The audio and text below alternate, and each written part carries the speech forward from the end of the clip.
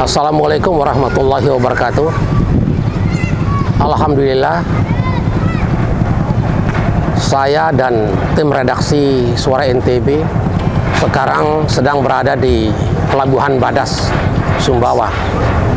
Setelah menempuh perjalanan lebih kurang 2 jam dari Pelabuhan Putu Tanu, Sumbawa Barat. Pelabuhan Badas menjelang penyelenggaraan MXGP nampak sudah didandani. Di belakang saya sudah nyandar KRI Banjarmasin yang akan digunakan sebagai hotel terapung, seperti juga hotel terapung di Pelabuhan Gilimas pada saat penyelenggaraan MotoGP beberapa waktu lalu di sirkuit Mandalika, Lombok Tengah, NTB.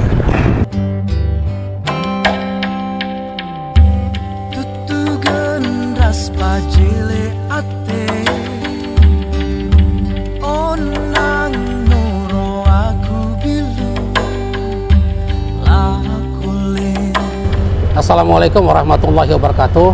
Alhamdulillah, sore hari ini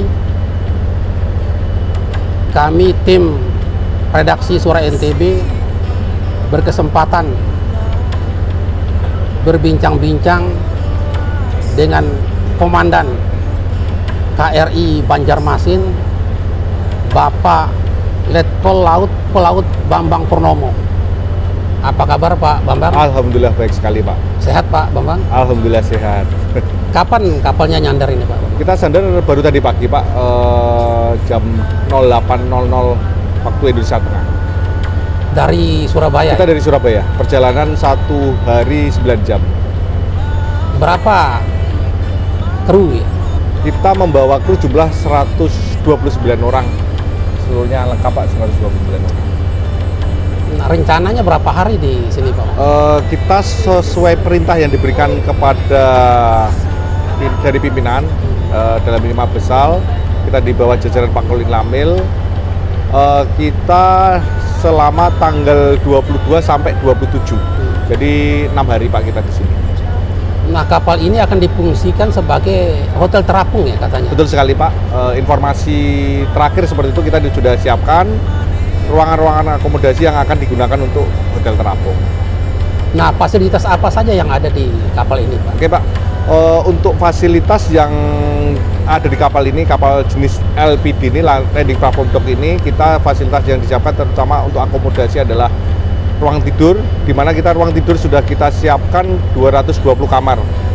Kemudian otomatis kamar mandi, kemudian fasilitas lainnya bisa kita olahraga ada Pak. Kemudian hiburan juga ada, band contohnya, kita ada juga karaoke, mungkin nonton film juga kita siapkan.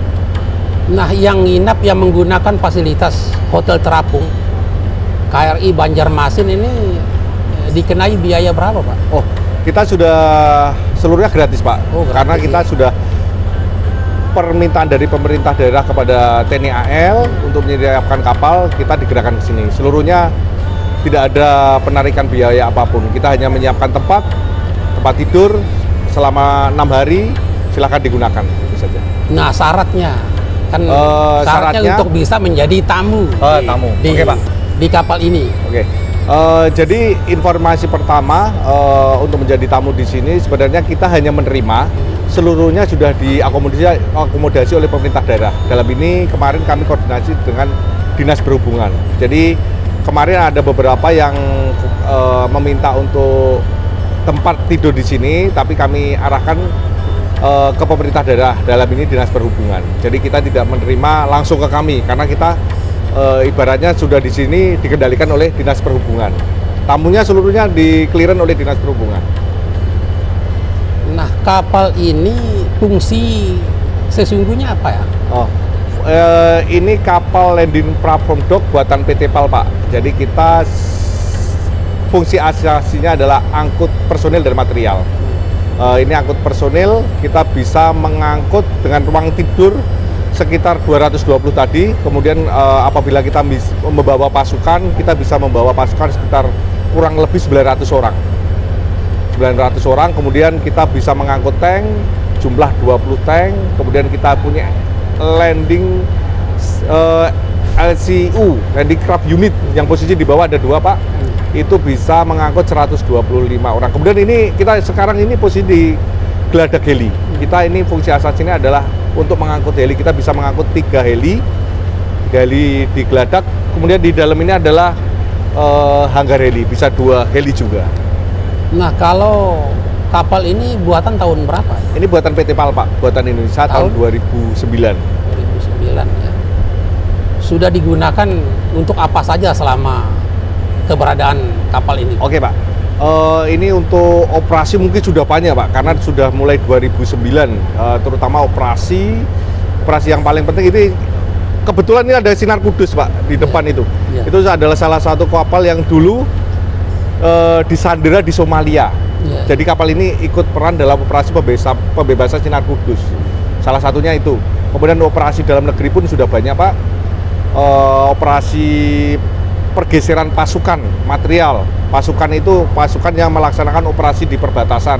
Pasukan dari Angkatan Darat kita geser ke Papua mungkin, ke Maluku Utara. Kemudian material kita kadang digunakan juga untuk operasi bantuan bencana. Ini tahun 2018 pernah ke sini juga Pak, ke Badas. Jadi waktu bencana alam di sini kita mengangkut material seperti bulldozer, kren yang digunakan untuk penanggulangan bencana. Nah, Pak Bambang sendiri sudah berapa lama jadi komandan KRI Banjarmasin ini? Saya menjabat sekitar 7 bulan Pak, bulan Oktober tahun kemarin. Sebelumnya, sebelum di sini? Sebelum kapal ini saya Pabat Op Kolonel Amil, Komando Lintas Laut Militer di Jakarta. Kemudian sebelumnya saya Komandan KRI Amboina dan Komandan KRI Teluk Lampung. Nah, dulu waktu kecil memang cita-citanya di Angkatan Laut ya? Alhamdulillah dulu dari kecil, dari SD mungkin Pak, saya pengennya jadi tentara. Oh, jadi tentara. Dan di saat SMA masuk Akabri, masuk TNI AL. Nah, suka duka lah menjadi komandan KRI Banjarmasin ini kan biasa sering meninggalkan keluarga. Sudah berkeluarga ya Pak Bambang? Sudah berkeluarga Pak. Kalau sukanya, namanya pekerjaan harus kita nikmati, kita syukuri itunya itu Pak. Kalau sesuatu kita kerjakan dengan tidak ikhlas, sesuatunya jadinya tidak nikmat. Di sini saya membawa prajurit yang jumlahnya 128 orang.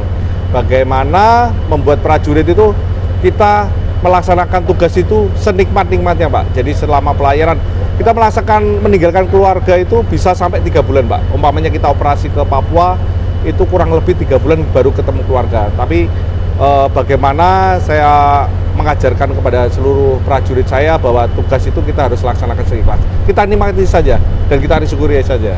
Kalau keluarga gimana? Keluarga saya yakin juga mereka sebelum jadi mungkin istri, keluarga besar Angkatan Laut, mereka harus sudah paham dulu bahwa nanti jadi istri tentara itu harus siap ditinggalkan. Mereka harus siap mendukung.